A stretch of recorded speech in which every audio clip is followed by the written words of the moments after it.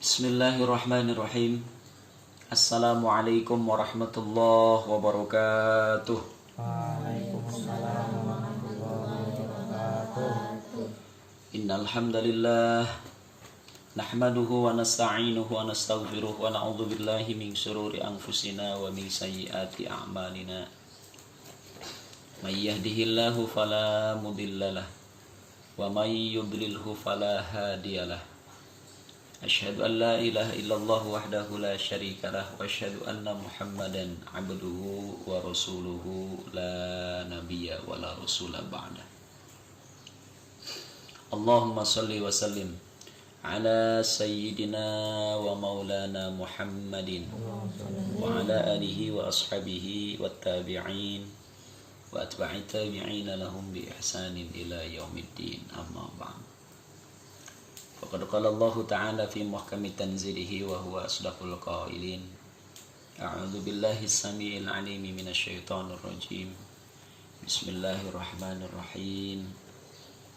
Syahrul Ramadan alladzi unzila fihi al-Qur'an hudan lin-nasi wa bayyinatin minal huda wal furqan. Al-ayah. Sadaqallahul azim wa sadaqa rasuluhun nabiyul habibul karim wa nahnu ala dzalika minasyahidin wasyakirin walhamdulillahi rabbil alamin. Syukur alhamdulillahi rabbil alamin.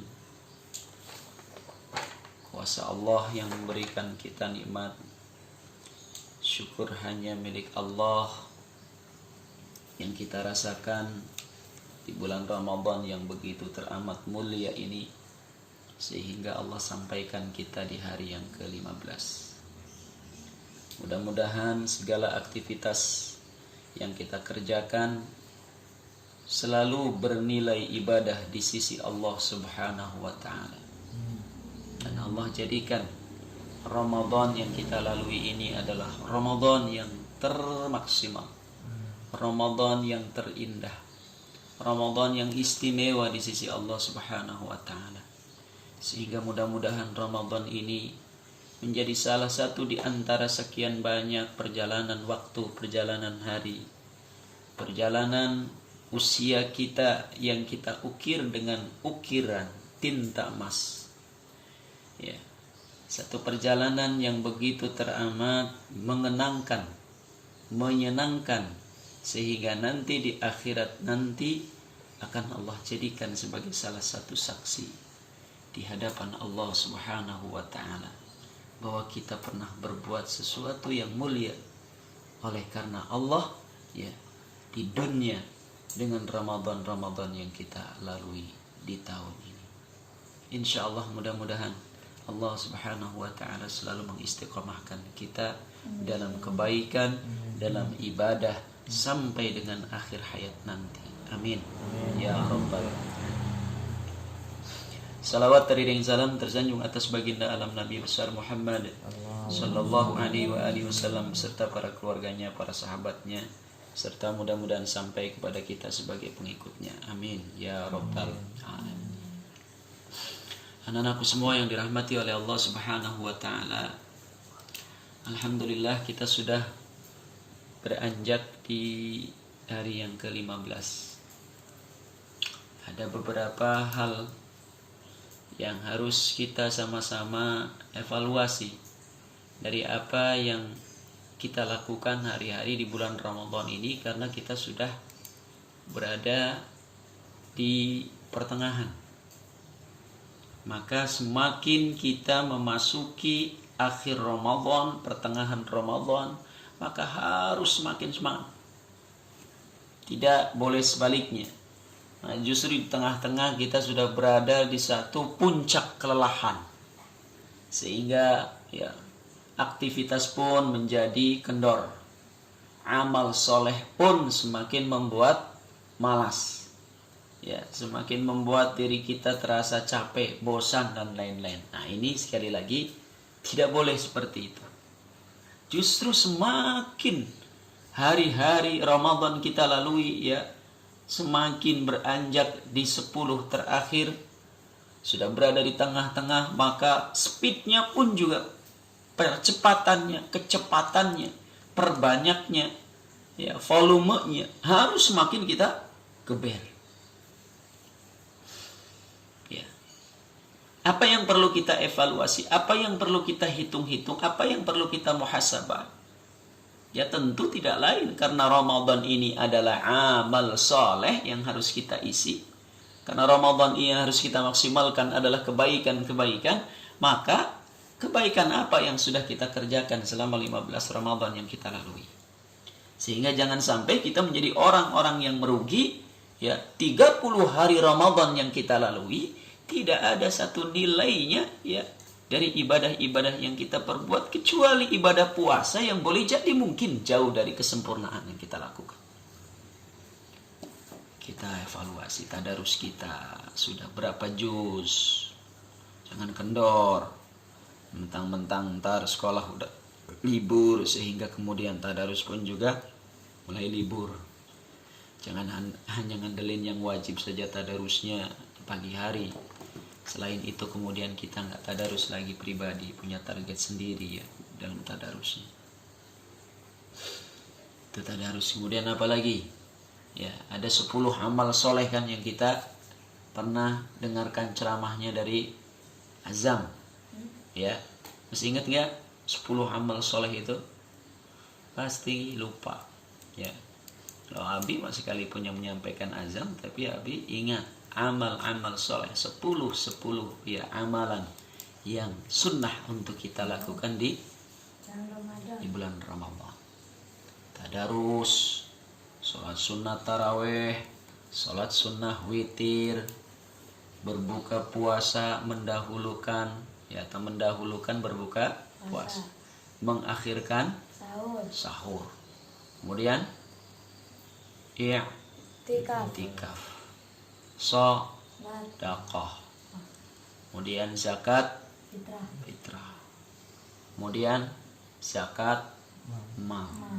Banyak amal-amal di bulan Ramadan yang kita ya hendaknya lakukan sebagai bukti kecintaan kita kepada baginda Rasulullah Sallallahu Alaihi Wasallam. Karena amal-amal itu pun juga adalah amal-amal yang dilakukan oleh baginda Rasulullah.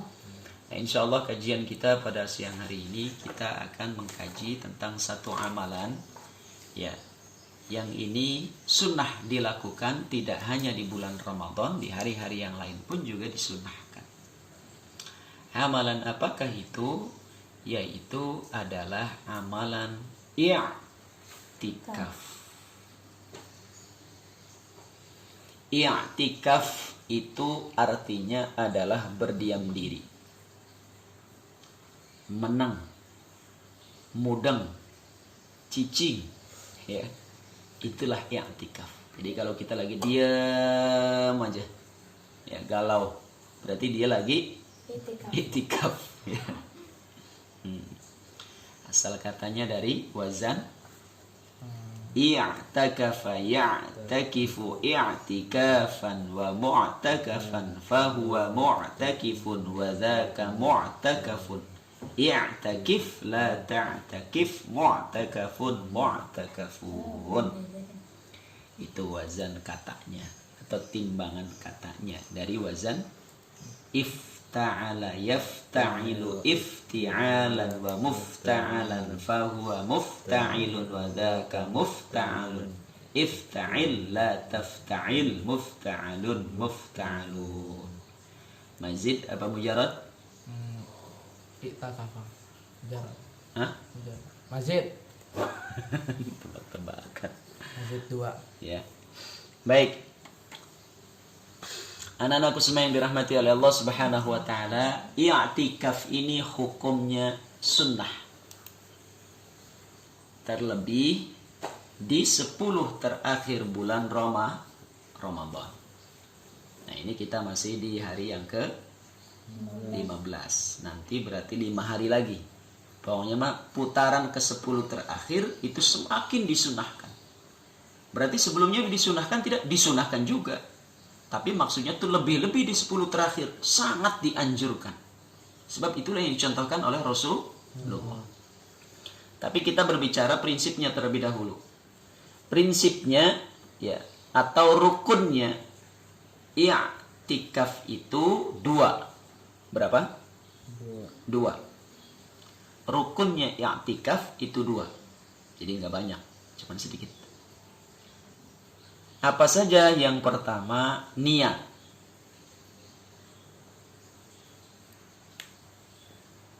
Yang kedua, lubsun fil masjid, atau kita berada di dalam masjid. Sudah, cuma 2 doang. Jadi rukunnya i'tikaf atau sesuatu yang harus kita lakukan saat kita i'tikaf, ya. Amalan itu disebut i'tikaf kalau memenuhi, ya, 2 amalan atau 2 rukun. Yang pertama adalah niat. Bagaimana niatnya? Nawaitul i'tikafa sunnatan lillahi ta'ala. Aku berniat i'tikaf sunnah karena Allah Ta'ala. Kenapa Abi ada kata-kata sunnahnya? Kan udah jelas i'tikaf masuk sunnah. Ada amalan yang sunnah menjadi wajib. Amalan apa coba? Sunnah jadi wajib. Hah? Amalan sunnah tapi hukumnya wajib. Oh. Segala amal sunnah yang kita sandarkan dengan niat dan janji karena Allah itu menjadi wajib, alias dalam bahasa fikih atau hukumnya ya namanya nazar. Ya, contoh gini nih. Saya kalau lulus ya sekolahnya, atau kalau saya ya tesnya nilainya di atas 8, saya mau melakukan i'tikaf. Nah, itu nazar tuh namanya. Ya, itu nazar namanya. Menyandarkan satu amalan sunnah sebagai janji terhadap satu pencapaian apapun yang kita inginkan, tapi yang tidak bertentangan ya. Maka tentu yang tadinya hukumnya sunnah jadi wajib. Jadi yang tadinya amalan i'tikaf itu hukumnya hanya sunnah saja, tapi begitu kita niatkan ya karena Allah, diniatkan oleh karena janji sesuatu yang kita peroleh, yang kita dapatkan, yang kita capai, maka yang tadinya sunnah menjadi wajib. I'tikafnya jadi wajib. Gak hanya i'tikaf, yang lainnya juga nih. Amalan sunnah rawatib, sunnah-sunnah yang lain jadinya hukumnya wajib. Oke, dah lanjut dulu. Nah, kalau wajib berarti niatnya bukan sunnatan lillahi ta'ala. Ya. Nawaitul i'tikafa ya nadhran lillahi ta'ala. Nadhran itu karena nazar. Berarti kalau nazar itu hukumnya wajib. Nah, kalau selain nazar, ya maka ya tentu tidak mengapa, hukumnya sunnah. Paham ya? Nah, yang kedua adalah berdiam di dalam masjid. Ya, ingat, yang disebut dengan masjid itu adalah satu tempat yang diperuntukkan untuk beribadah, sholat berjamaah, dan tempat itu sudah diwakafkan untuk umat. Nih batasan masjid. Sehingga namanya apapun, musolakah, suraukah, langgarkah, atau apa lagi namanya? Musola, langgar. Ya pokoknya tempat ya, tempat apa aja yang boleh jadi mungkin tiap daerah namanya beda-beda. Atau masjidkah? Atau masjid jami' kah? Atau masjid ghairu jami'? Atau masjid besar? Atau masjid agung? Ya, itu semuanya asalnya itu namanya masjid. Hanya beda-beda istilah saja. Pokoknya yang penting tadi tuh, di mana ada tempat yang tempat itu diperuntukkan untuk sholat, dan tempat itu sudah diumumkan ya bahwa tempat itu memang milik umat. Untuk apa? ya sholat, khususnya sholat 5 waktu dan juga ibadah-ibadah yang lainnya. Tapi ya khusus ibadah kita. Jadi jangan ada lapangan fasilitas sosial fasos ya, padahal ini memang miliknya milik umum, tapi tidak terkhusus untuk ibadah orang Islam. Ya, contoh lapangan ya, lapangan mana ya, kita punya lapangan di depan, punya lapangan di belakang, samping, pinggir kuburan juga ada. Nah itu kan lapangan itu milik umum bukan? Iya. Milik umum ya, semua warga berhak untuk menggunakan itu semua, boleh. Tetapi penggunaannya bukan untuk ibadah. Boleh nggak kemudian kita i'tikaf di sana? Nggak boleh. Sebab apa? Tempatnya itu untuk iya, bukan untuk ibadah, untuk olahraga. Nah beda lagi kalau kemudian tempat itu udah diumumin, nih ini tempat ingin kita jadikan masjid. Meskipun itu tempat belum terbangun wujudnya gedung masjid, belum ada atapnya, baru tanahnya doang, akan dibangun masjid apa gitu ya. Dan itu tuh udah memang untuk milik umat ya, akan dibangun masjid di situ. Sekalipun belum ada bangunannya, itu sudah sah dan diperbolehkan. Di setiap kita masuk ke dalamnya atau berada di dalamnya, kita berniat i'tikaf, itu hukumnya sah. Paham ya? Apalagi yang udah ada atapnya, nyaman ya, ada pengimamannya, wah udah bersih segala macam, ya itu representatif sekali untuk i'tikaf. Jadi sekali lagi ya, pertama niat, yang kedua di dalam masjid atau diam di dalam masjid. Berapa lamanya diam di dalam masjid itu sebagai persyaratan i'tikaf, tidak ada ketentuannya. Minimal sekadar kita berada di dalamnya itu sebentar saja, mengucapkan subhanallah. Kalau kita melintas nih di dalam masjid atau musola, subhanallah ya, atau sebentar itu tuh ngomong subhanallah, itu udah boleh kita niat i'tikaf. Dapat pahala nggak? Dapat pahala. Udah, cuman 2 doang. Ya. Bi harus berwudu tidak? Enggak. Boleh nggak kalau kita di dalamnya nggak ngapa-ngapain, cuman tidur doang? Boleh. Ya, kita niatin i'tikaf terus kemudian kita tidur di dalamnya, boleh. Dapat nggak pahala i'tikafnya? Kalau kita lakukan 2 hal tadi yang rukunnya, boleh dapat. Kita niat, kemudian kita diam di masjid. Ya, cuman ya tadi ya, kalau kita tinggal atau diam di masjid atau musala kemudian kita tidak menggunakan adab, boleh jadi i'tikafnya dapat tapi lebih banyak dosanya. Hati-hati. Kayak contoh apa dosanya? Iya, kita tinggal 2, saya udah niat i'tikaf tapi di dalam masjid kita ribut. Tapi kita di dalam masjid tidak melakukan ibadah, malah mengganggu orang ibadah. Bahkan membuat masjid itu bernajis. Contohnya dengan cara apa? Kita umpamanya tidur tapi nggak menggunakan etika Rasulullah tidurnya, akhlak Rasulullah tidurnya, maka boleh jadi tidur kita ini mengotori masjid. Tidur nggak bawa bantal sendiri sehingga ngeces di masjid, ecesnya najis. Eces kita ini najis, hati-hati. Ya, kok najis bi? Iya, sebab apa? Sebab eces itu adalah cairan yang kalau kita tidur itu sudah nyampur dengan cairan-cairan yang ada di perut kita. Ya, karena kalau pas kita tidur itu tuh biasanya cairan yang dari lambung kita ini nih ngalir setumpah atau miring dan masuk ke dalam tenggorokan, campur dengan liur kita. Ya, campur dengan kita nggak sadar karena apa? Orang lagi tidur. Beda dalam kondisi kita tidak tidur. Kalau kita tidak tidur, sekalipun tiduran gitu ya, itu yang keluar ya bukan liur, bukan eces. Ya, apa sih kalau bahasa ya ludah biasa ya. Ludah biasa. Kalau air liur itu yang nyampur dengan cairan perut, lambung, maka hukumnya najis. Nah, itu biasanya keluar itu saat kita tidur.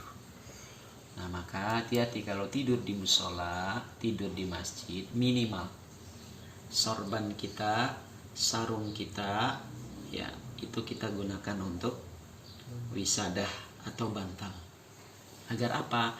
Agar kemudian kalau ngeces pun juga ini eces kita tertampung oleh Ban. sorban aja boleh nggak dipakai sholat? Enggak. Nggak boleh karena kena najis. Makanya sunnahnya memang membawa bantal.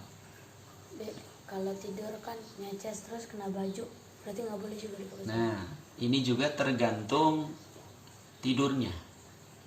Kalau tidur kita menggunakan bantal, ya, bantal, sehingga menyebabkan posisi kepala kita ini lebih tinggi dibanding dengan perut, ya, maka yang keluar itu hanya sekedar liur saja, sekedar apa tadi? Ludah saja, ludah dari mulut. Tapi kalau tidurnya nggak menggunakan bantal, ya, itu dipastikan liur kita, ludah kita tercampur dengan cairan yang ada di lambung kita, dan itulah yang dihukumnya najis. Ya, jadi tidur di mana aja kalau menggunakan bantal dan kita pasti tidurnya itu netep di bantal gitu ya. Kadang-kadang kan tidur ya awalnya di bantal, berikutnya kaki yang ada di atas bantal. Ya, yang mudikan, seperti mudik ya. Mudik itu yang tidurnya apa? Kubrak-gabruk. Tidurnya berbagai jurus, muter ya. Nah, itu yang udah dipastikan berarti segala yang keluar dari ludahnya, dari liurnya berarti itu najis. Tapi kalau tidurnya menggunakan bantal dan pasti kita nggak ubah-abih, nggak berubah, posisi kepala ini manteng ada di bantal, sekalipun begitu bangun kok keluar, itu yang keluar hanya ludah saja, nggak najis hukumnya, suci. Ya, sama tuh. Berarti hukum tidur dan yang keluar dari mulut saat kita tidur, mau di masjid dimanapun juga hukumnya seperti itu. Paham ya? Abi nggak pakai bantal tapi diganjel pakai apa? Ya boleh lah, nggak harus bantal. Intinya mah posisi posisi kepala kita atau tengkuk kepala kita ini minimal sejajar dengan perut atau lebih tinggi dibanding dengan perut. Tapi kalau lebih rendah itu nanti ada cairan dari lambung berbalik dan kemudian masuk arus ke mulut, campur dengan ludah. Itu yang najis. Oke, kembali lagi ke i'tikaf. Jadi i'tikaf ya di dalam masjid atau musola atau apapun namanya, yang penting itu tempat sudah dideklarasikan, sudah diakui bahwa tempat itu untuk ibadah umat Islam, sholat dan lain-lain, ya. Dan tadi tuh tidak mempersyaratkan bahwa harus masjidnya bagus, tertutup, ada pengimamannya, enggak. Pokoknya mah yang penting mah tempatnya aja. Mau tempatnya itu udah berdiri atau belum berdiri, enggak jadi masalah. Sebab dulu zamannya Rasul yang namanya masjid itu enggak ada atapnya, ya, hanya dilingkarin, dibatasin pakai bangunan-bangunan saja, ya, bahkan dibatasin pakai pelapah-pelapah kurma, ya. Nah, apalagi kalau sekarang mau udah jelas, udah gampang, udah bagus ya semuanya berata-rata. Nah, kebalikannya daripada itu, kalau ada bangunan megah, tinggi, kemudian luas, tapi ya mewah, tapi kemudian disebutnya masjid. Tapi kemudian masjid ini nih, ya, itu masuk ke ruang perumahannya orang yang kaya raya, yang memang itu istilahnya punya pribadi. Nah, makanya model seperti itu, sekalipun luas, sekalipun tinggi, sekalipun nyaman, disebutnya masjid, tuh bangunan yang model itu tuh tidak menjadi sah kalau kita niat i'tikaf. Paham ya? Namanya orang udah terlanjur kaya, luas sekali tanahnya, dibikin tuh masjid pribadi, ya, kayak Ninin, ya Ninin, kita punya saudara yang ada di Bandung. Nah, tapi kalau Ninin itu rumahnya sudah diwakaf, bukan rumahnya apa? Masjidnya sudah diwakafkan, maka boleh. Ya kalau kasusnya seperti itu. Cuman ini Abi lagi menggambarkan kalau ada orang yang punya tanah luas, dibikin masjid tapi masjidnya kemudian masih belum diwakafkan atau masih ya itu menjadi masjid pribadi gitu. Maka sekali lagi itu masih belum sah. Belum cukup persyaratan bahwa tempat itu boleh untuk kita gunakan. Iya. I'tikaf. Paham ya? Ngerti? Tadi niatnya. Nawaitul i'tikafa sunnatan lillahi ta'ala. Ya Allah, saya niat sunnah i'tikaf karena Engkau. Tapi gimana kalau seandainya nggak niat? Ya nggak jadi pahala. Nggak jadi pahala. Kapan Abi itu i'tikaf? Anytime. Kapan saja. Mau malam, mau nggak ada pantangan i'tikaf. Bahkan dianjurkan lebih-lebih di bulan Ramadan. Ya, tadi tuh prinsipnya yang penting kita berada di dalam, mau baca Al-Quran, mau enggak, niat i'tikaf dapat pahalanya tuh terus i'tikaf terus sampai kapan? Sampai kita keluar dari masjid. Kalau sudah keluar dari masjid dan keluarnya ini tidak ada urusan yang berhubungan dengan ibadah di dalam masjid, maka batallah i'tikafnya. Kalau kita mau masuk lagi harus niat lagi. Jadi maksudnya begitu. Ya. Jadi kalau kemudian nih, ya kita masuk di dalam udah niat i'tikaf, tapi kemudian kita pulang dulu ke rumah. Mau ngapain? Ngambil baju, umpamanya, ngambil baju. Ya, pulang. Nah, begitu balik lagi ke masjid harus niat lagi. Kalau nggak niat lagi berarti udah tuh batal tuh. Pahala i'tikafnya udah nggak lagi muter. Jadinya ya udah biasa lagi. Sebagaimana kita berada di rumah, sekalipun kita berada di masjid. Makanya niat yang paling penting itu niat, sebagaimana dalil yang kita hafalkan di awal. Paham ya? Itu ya. Dan i'tikaf ini boleh kapan saja, di bulan apa saja, di hari-hari apa saja, kecuali pantangan bagi siapa? Satu, Orang gila. orang yang tidak boleh i'tikaf adalah yang pertama orang yang memiliki junub. Haram hukumnya i'tikaf di masjid atau berada di masjid. Yang berjunub. Berjunub itu berarti orang-orang yang habis melakukan aktivitas atau dia terkena status aktivitas itu gitu. Sengaja maupun tidak sengaja. Laki-laki jinabat ya saat apa? Laki-laki jinabat saat keluar sperma. Baik itu disengaja maupun tidak disengaja. Pamannya lagi i'tikaf tiba-tiba bangun-bangun basah. Ngompol celananya. Jadi ngompolnya bukan ngompol biasa. Pas dicek, loh ini kok keluar sperma. Gitu ya. Sperma itu adalah cairan yang menunjukkan kalau laki-laki itu dia sudah akil balik. Ya. Yang dewasa-dewasa, yang gede-gede, yang nggak tahu azam. Ya udah balik apa belum? Ya. Ya. Nah itu apa namanya? Kalau umpamanya ketika berada di masjid tiba-tiba seperti itu tuh, ya maka batal i'tikafnya. Atau kita buru-buru pulang, atau nggak buru-buru pulang juga, langsung ke kamar mandi masjid, langsung kita mandi junub, mandi jinabat. Ya. Yang kedua bagi laki-laki yang keluar spermanya dengan disengaja. Dengan sengaja, mohon maaf nih, contoh umpamanya ya AA melihat cewek cantik tiba-tiba keluar spermanya ya, nah itu berarti dia berjinabat. Kalau tadi kan karena tidur ya, ini dalam kondisi sadar disengaja ya, pokoknya mah berusaha ya, diniatkan untuk mengeluarkan sperma, maka dia berjinabat tuh. Ya udah, batal i'tikafnya dan wajib dia keluar dari masjid untuk disucikan terlebih dahulu dengan cara mandi jinabat. Jadi batalnya i'tikaf karena keluar, kemudian yang kedua karena Sengaja. keluar sperma tadi, keluar masjid. Yang pertama nih batalnya i'tikaf, yang pertama karena keluar masjid, kemudian yang kedua keluar sperma.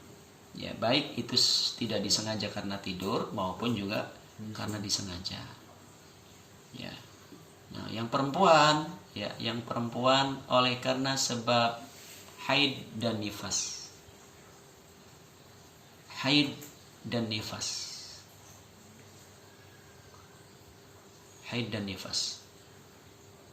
Bagi yang haid dan nifas ini nggak boleh i'tikaf.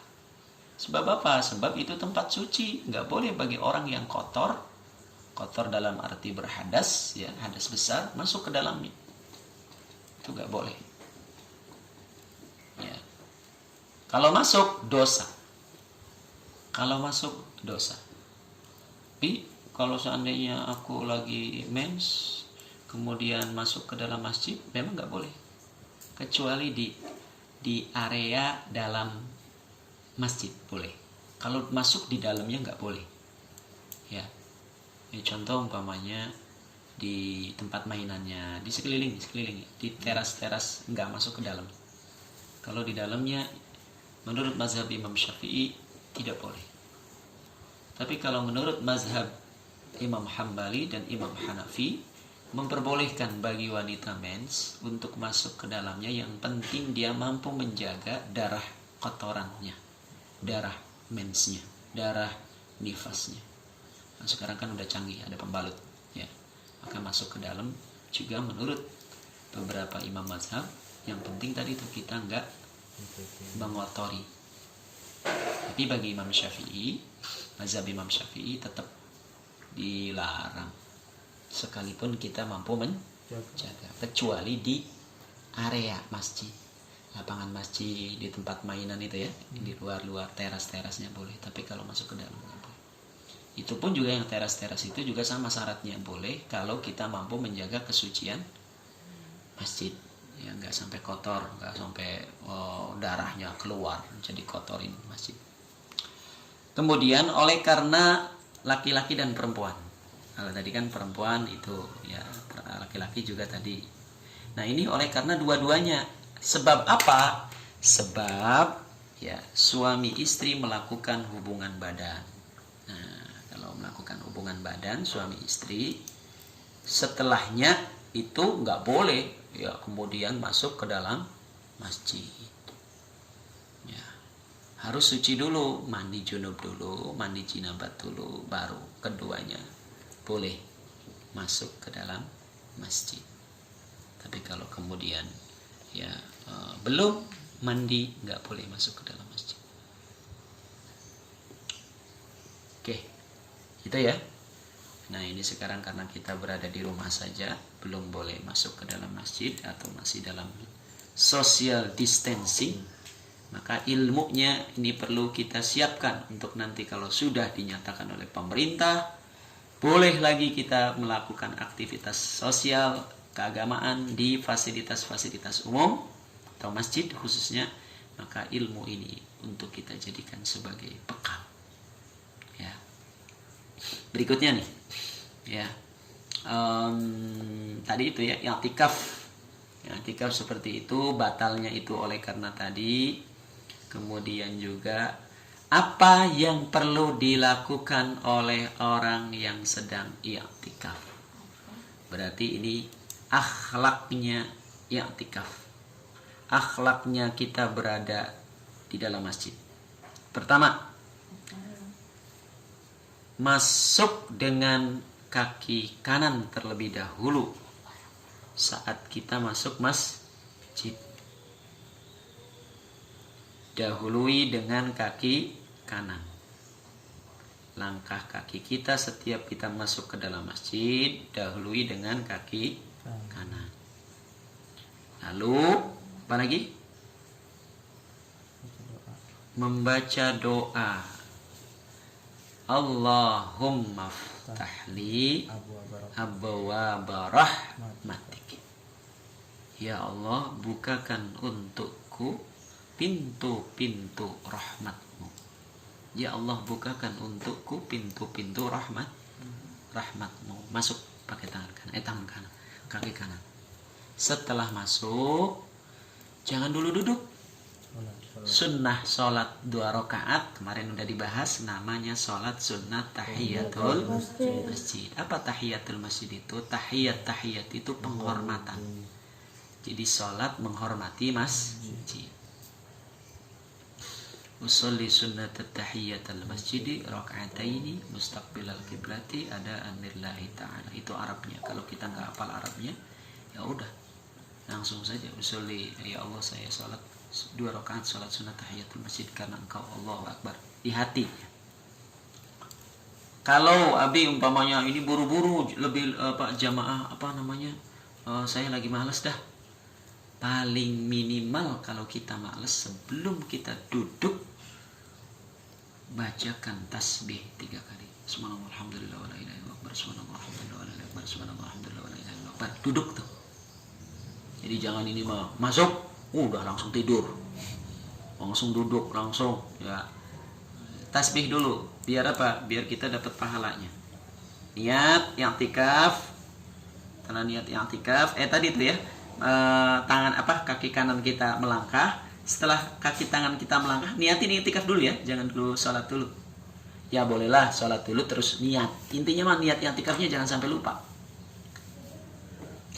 Setelah itu menjaga akhlak-akhlak di dalam masjid dan menghindari sesuatu yang dilarang ketika kita berada di dalam masjid. Apa yang dilarang itu? Yang dilarang adalah melakukan aktivitas yang menyebabkan orang ibadahnya terganggu. Contoh, gaduh, ya, ngobrol, main di masjid, hati-hati. Ya, lari-larian ke sana kemari itu ya, masa udah gede tua masih aja begitu. Ya, lalu cekikikan, ya, apalagi sekarang ya hati-hati masjid gitu ya, mentang-mentang masjidnya free wifi. Oh ya, di dalam masjid tapi lihat tiktokan, kemudian apalagi main game, iya mabar. Nah itu hati-hati tuh, hati-hati. Ya, itu berarti ya khilaful adab. Khilaful adab itu berarti kita nggak ngikutin atau tidak sesuai dengan etika. Kalau di dalam masjid ya tentu untuk ibadah minimal, ibadah yang paling sederhana adalah kita ya tafakkur atau tidur juga boleh lah. Ya, tapi tadi tuh tidurnya dengan adab. Nggak boleh sembarangan. Bawa bantal. Nggak bawa bantal, bawa selimut lah ya, biar tidak mengotori masjid. Kemudian berikutnya tidak boleh berjualan di dalam masjid. Tidak boleh berjualan di dalam masjid.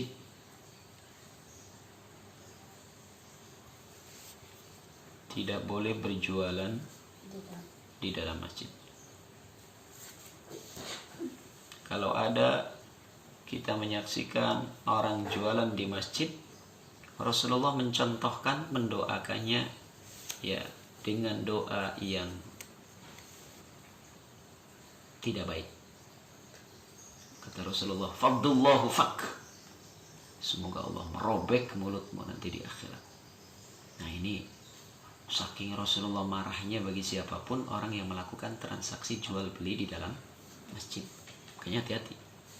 Kalau umpamanya kalian ngelihat di dalam masjid, apalagi di pesantren ya biasanya, di dalam masjid ada orang yang lagi jualan, jangan dibeli, nggak berkah.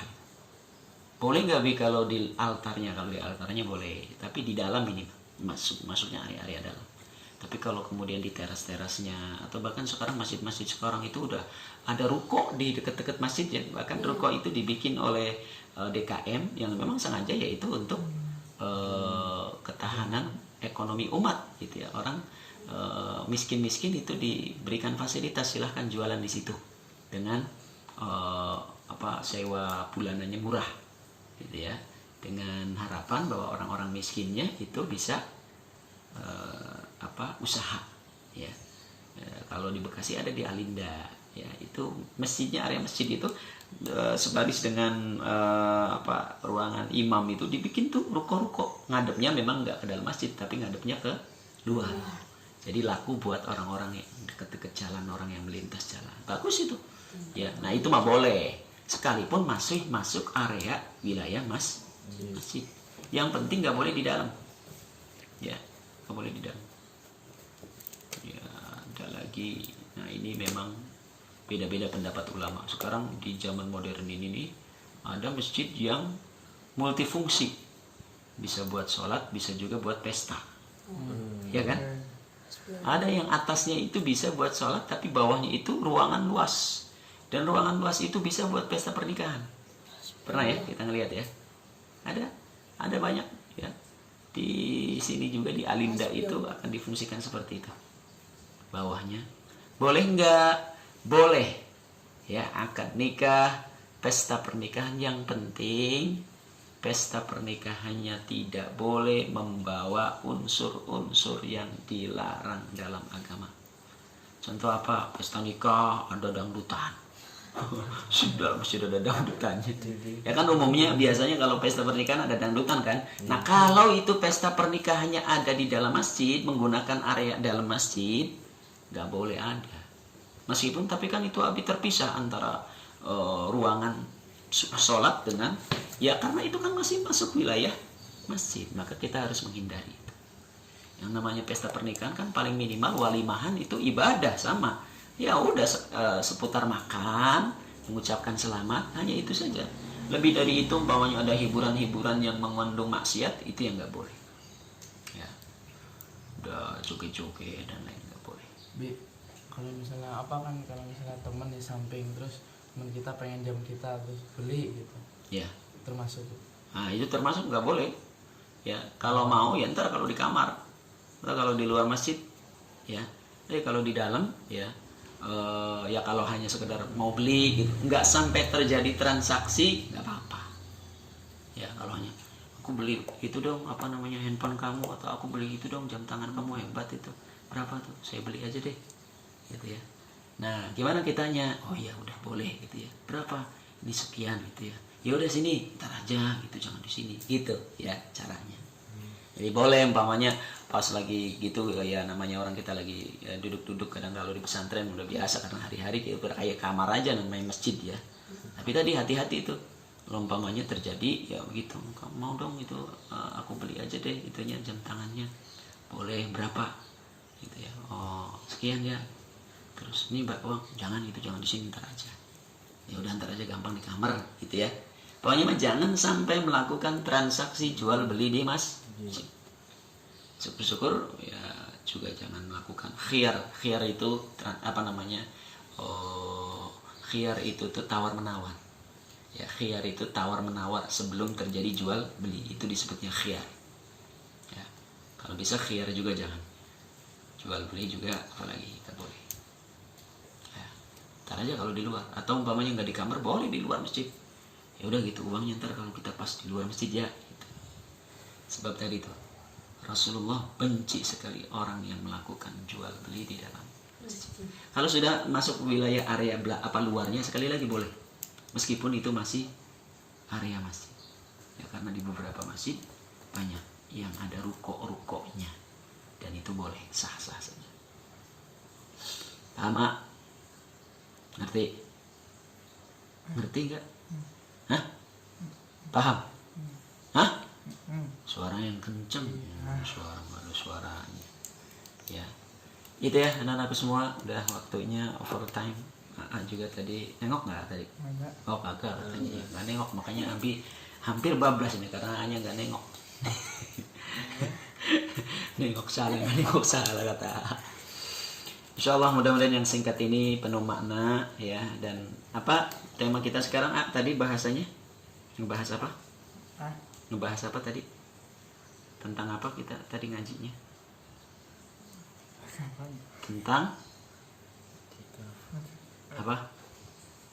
I'tikaf. I'tikaf itu berdiam diri di masjid. Ya, ada berapa rukunnya? Dua. Yang pertama, yang kedua, berada di dalam masjid. iya, berdiam diri di masjid. Ya, yang membatalkannya ada berapa? Dua, Dua. Yang pertama, orang Keluar dari masjid. keluar dari masjid. Yang kedua, Najis. ya, kita berhadas besar. Ya, berhadas besar itu berarti kita batal tuh i'tikafnya. Hadas besarnya oleh karena apa? Bisa keluar sperma, ya karena tidur atau karena sengaja dikeluarkan saat kita di luar tidur. Kalau yang perempuan haid atau nifas, atau laki-laki dan perempuan melakukan hubungan badan gitu ya, maka jadi batal tuh i'tikafnya, harus disucikan terlebih dahulu. Kemudian yang terakhir tadi, menjaga akhlak, menjaga adab, menjaga etika selama kita berada di dalam masjid. Tidur harus dengan adab Rasulullah, menjaga najis, nggak boleh sampai kita ngotorin masjid, nggak boleh gaduh di masjid, ngobrol mulu di masjid, nggak boleh. Banyakan perempuan, ya mau ibu-ibu mau anak-anak, ya habis sering lihat di Jumatan ngobrol mulu, yang lain tahlil, udah cerita kesana kemari ngomongin orang. Ini iya, ini malah tambah dosa itu di masjid, gibah. Nggak boleh. Kalau di dalam masjid itu kita fokus, kalau kita lagi terjaga, nggak lagi tidur, minimal baca Al-Quran. Kalau nggak baca Al-Quran, zikir. Kalau nggak zikir, sholat. Sholatnya sholat apa, Bi? Udah dipelajarin kan kemarin ya. Ada sholat yang nggak ada waktu dan nggak ada sebab. Sholat apa tadi? Gak ada waktu, gak ada sebab. Ya, melupa kan. Gak ada waktu. Sholat Istikharah, taubat. Yang nggak terkait waktu, nggak terkait Belum. sebab. Sholat hajat. Sholat apa lagi? Mutlak. Ya. Mutlak. Sholat mutlak. Ya. Udah aja kita di masjid, ini sholat ini udah kamu ada sholat yang nggak ada jumlah bilangannya, sholat mutlak. Udah ya Allah sholli sunatan mutlaqil, Allah sholli sunatan, Allah mau berapa kali secapeknya kamu boleh. Ya, tuh saat di dalam masjid pahala nggak ada pahalanya. Nggak percaya, ya udah meninggal aja duluan. Biar percaya. Iya. Ntar nanyain, emang bener Bi, bohong Abi, ya udah meninggal aja duluan. Kalau pengen percaya. Jadi insya Allah setiap ibadah itu ada nilai pahala. Syaratnya niat dan sesuai dengan ilmunya. Ilmunya ini seperti ini nih, kamu mau i'tikaf tapi kamu belum tahu ilmunya, rukunnya nggak ngerti apa, berarti ya sia-sia juga. Ya. Ada niat dan ada ilmu. Itulah syaratnya amal menjadi amal soleh. Mudah-mudahan bermanfaat. Kita sama-sama tetapkan alhamdulillah. Alhamdulillahirabbil alamin. Dari Abi cukup sekian, kurang lebihnya mohon maaf. Assalamualaikum warahmatullahi wabarakatuh.